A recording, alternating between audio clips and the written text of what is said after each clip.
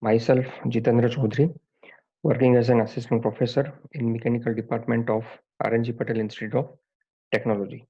So today we will see logarithmic mean temperature difference, that is LMTD, for counterflow heat exchanger. So we know in a typical heat exchanger, hot fluid is flowing through inner tube and the cold fluid is flowing through outer tube, and there will be a heat transfer takes place from hot fluid to a cold fluid through a inner tube of thickness. So if this is a parallel flow heat exchanger, then you have hot fluid is flowing in this direction, and in the same direction the cold fluid is also flowing. So here the hot fluid's temperature decreases gradually in the direction of flow, and as the heat transfers to the cold fluid's temperature increases in the direction of flow. So this is a typical temperature variation through this parallel flow heat exchanger. Whereas in case of counterflow heat exchanger, you can see here the hot fluid is flowing in this direction, whereas the cold fluid is flowing in the opposite direction. So here the temperature variation will differ from this parallel flow heat exchanger. So here the hot fluid's temperature gradually increases in the direction of flow, whereas the cold fluid's temperature increases in the direction of flow of the cold fluid. So here the temperature profile for the hot fluid and the cold fluid will be different in case of counterflow heat exchanger. Moreover, here the whatever the inlet temperature difference at the inlet section, that is THI minus TCI, whereas here the delta TO is THO minus TCO.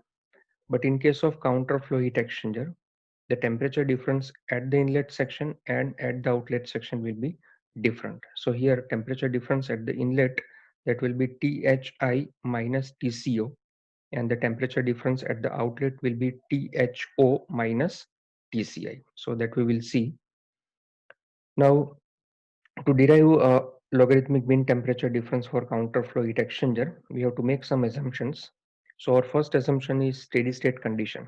So all the fluid properties, they are constant with respect to temperature. The second assumption is change in kinetic energy and change in potential energy is zero. So the flow is not getting accelerated, so its kinetic energy remains constant throughout the flow, as well as the elevation of the flow at the inlet and throughout the flow, it remains the same. So elevation also is not changing. So therefore the potential energy is zero. The axial conduction is zero, axial heat conduction. So that means whatever the heat that transfer from hot fluid to cold fluid, all the heat will transfer to the fluid. There will be no heat conduction through this length of the heat exchanger. So there will be no heat storage or heat is flowing through this material. So all the heat transfers from hot fluid to cold fluid. And also there will be no change of phase. So hot fluid and cold fluid, they do not go under any phase change throughout the flowing inside the heat exchanger. And the overall heat transfer coefficient, that is U, the mass flow rate of hot fluid, cold fluid, and the specific heat of hot fluid and cold fluid, they also remains constant. So now to formulate or to derive the expression for LMTD, first we have to make a 2D schematic diagram for a heat exchanger. So here in this region, the hot fluid is flowing uh, in this direction. So it transfers heat Q through this heat transfer area. So this is the thickness of inner tube. So the Q amount of heat will transfer through this thickness of the inner tube. And as the heat transfers from hot fluid to cold fluid, its temperature will decrease from THI to THO. And as the cold fluid receives the heat, its temperature will increase from TCI to TCO. So the thickness of this inner tube is B and the length of heat exchanger is L. So the total heat transfer surface area will be B into L. So that is the total heat transfer surface area. Now, if you want to draw a temperature profiles, and then this is at x equal to 0, this is the inlet section of the heat exchanger, and this is outlet section of the heat exchanger. So hot fluid's temperature gradually decreases from THI to THO. So we can draw the temperature profile like this. And the cold fluid's temperature, it enters from this section. So its temperature is TCI, and gradually its temperature increases. So we can draw a temperature profile like this. Now here first we will consider a small heat transfer in place. Instead of taking the complete uh, heat transfer through a complete heat exchanger area, we will focus on a small elementary area dA, from where the dq amount of heat that transfer.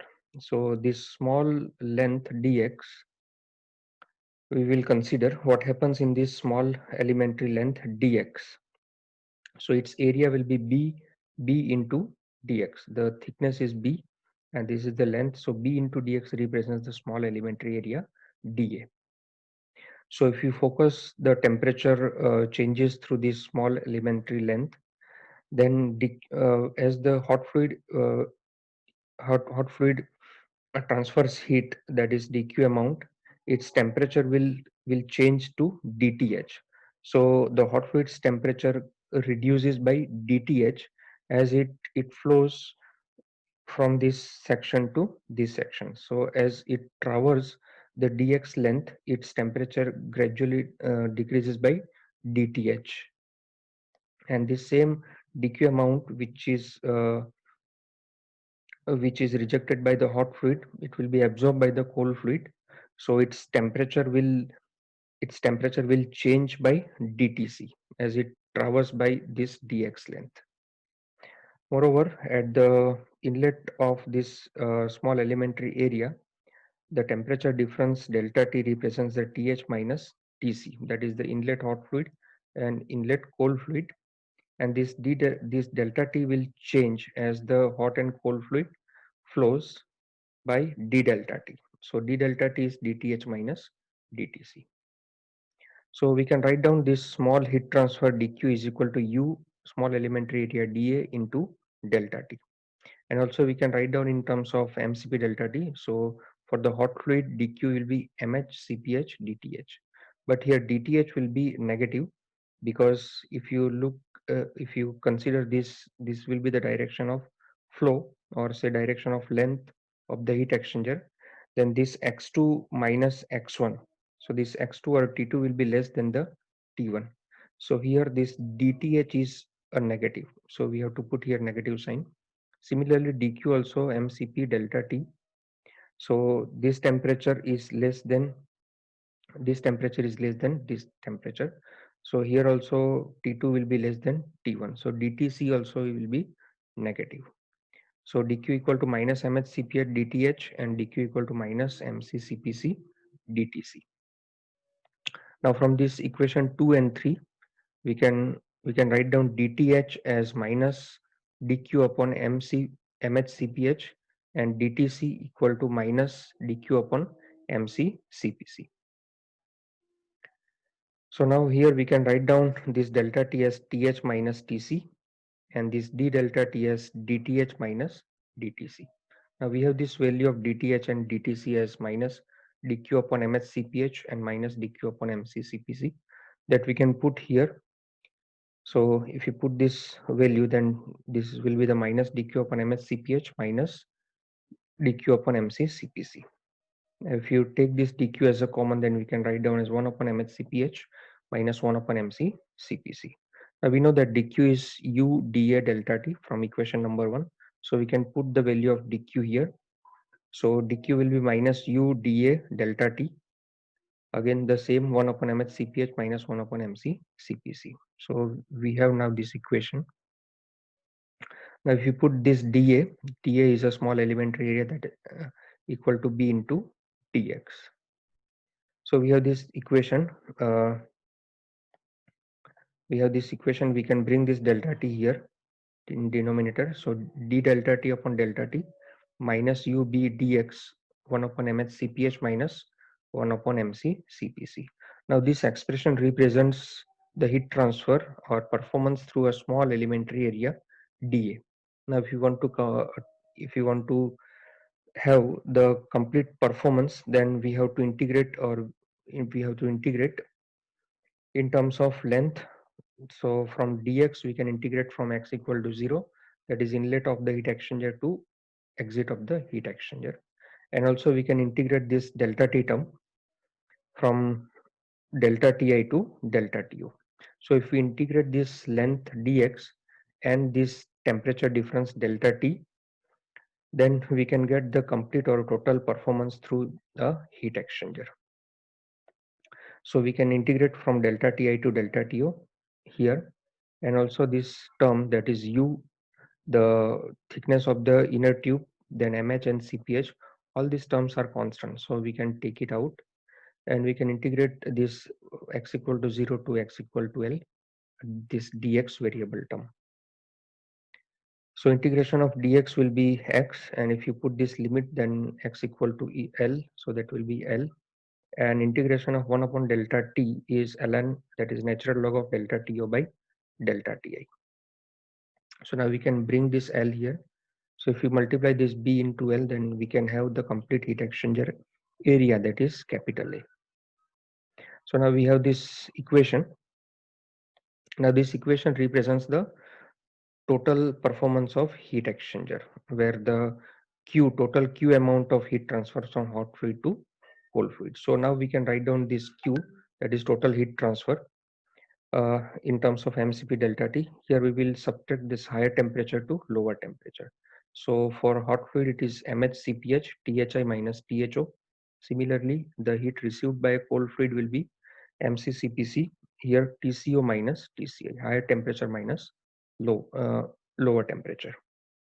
So from this equation we can write down 1 upon mhcph, 1 upon mhcph as thi minus tho by q, and 1 upon mccpc equal to tco minus tci by q. So now we can put this value here in this equation. So we have ln of delta to by delta ti minus u, this bl will be a, capital A, and the 1 upon mhcph is thi minus tho by q, 1 upon mccpc is tco minus tci by q. So we have this equation now.